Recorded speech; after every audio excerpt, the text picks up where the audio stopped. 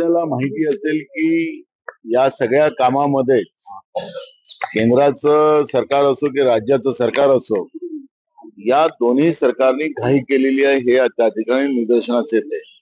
त्या ठिकाणी सांस्कृतिक संचालनाच्या माध्यमातून जे सर्टिफाईड करायला पाहिजे ते केलं गेलं नाही.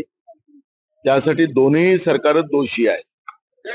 मूर्तिकार जो आहे त्याला अनुभव नव्हता आणि अशा अनुभवहीन व्यक्तीला ती मूर्ती बनवायला दिली.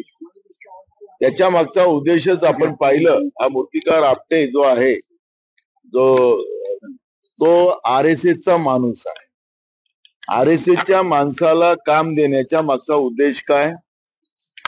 दुसरा महत्वाचा आहे की त्याच्यामध्ये जी काही आता माहिती येते की शिवाजी महाराजांचं जे डोकं होतं त्याच्यामध्ये त्यांनी कापड आणि कागद भरलेली होती, ते त्या ठिकाणी निदर्शनास आलेले आहे. जसं पेशवाईच्या काळामध्ये छत्रपती शिवाजी महाराजांचा अपमान केला जात होता, तसंच आत्ताच्या लोकशाहीच्या माध्यमातून आलेल्या सरकारचं, आता हे सरकार लोकशाहीचं मी म्हणणार नाही कारण की हे संविधानिक सरकार आहे. या सरकारने जाणून बुजून महाराजांचा अपमान करण्याचा हा धाडस दाखवलं कसं, हा सगळ्यांच्या समोर प्रश्न निर्माण झालेला आहे. कोट्यावधी रुपये जनतेचे खर्च करून महाराजांची प्रतिमा त्या ठिकाणी उभारली गेली आणि उभारल्या गेल्यानंतर 8 महिन्यातच ती प्रतिमा पडली जाते.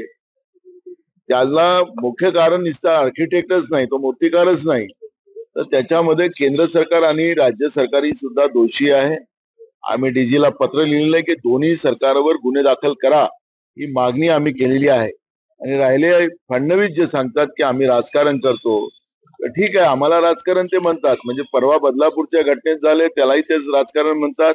मग तुम्ही कमिशन खोर, जनतेचे पैसे दिवसाढवळ्या तिजोरीतून लुटतात आहे, महाराजांचा अपमान करतात आहेत, याला कुठलं राजकारण म्हणायचं त्याचं उत्तर त्यांनी द्यावं. ज्या ठिकाणी हे राजकारण नाही आहे, हा स्वाभिमानाचा प्रश्न आहे आणि स्वाभिमानाला ज्या ठिकाणी ठेस पोचतं त्या ठिकाणी समजा फडणवीस किंवा राज्याचे मुख्यमंत्री याला राजकारण म्हणत असतील तर महाराष्ट्राची जनता यांना खरं राजकारण आता दाखवतील. आता यांचा प्रॉब्लेम असा आहे की निवडणुका केव्हा घेतील हाच प्रश्न आहे. लाल किल्ल्यावरून 15 ऑगस्टला प्रधानमंत्र्यांनी पुन्हा उल्लेख केला होता की 1 नेशन 1 इलेक्शन.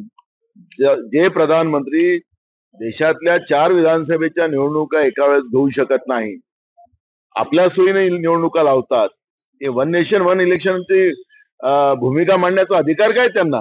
आणि त्याच्यामुळे या सगळ्या परिस्थितीला राजकारण भाजप करते.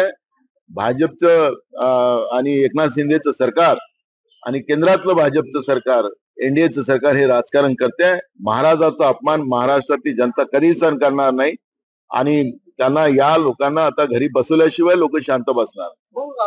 काँग्रेसचा जो सर्वे आलाय, काँग्रेस सर्वात स्ट्रॉंग दिसत आहे. मात्र त्याच्यात एक दुसरा त्याच्यामधून अर्थ काढला जात आहे की कुठेतरी उद्धव ठाकरे मुख्यमंत्री त्यांना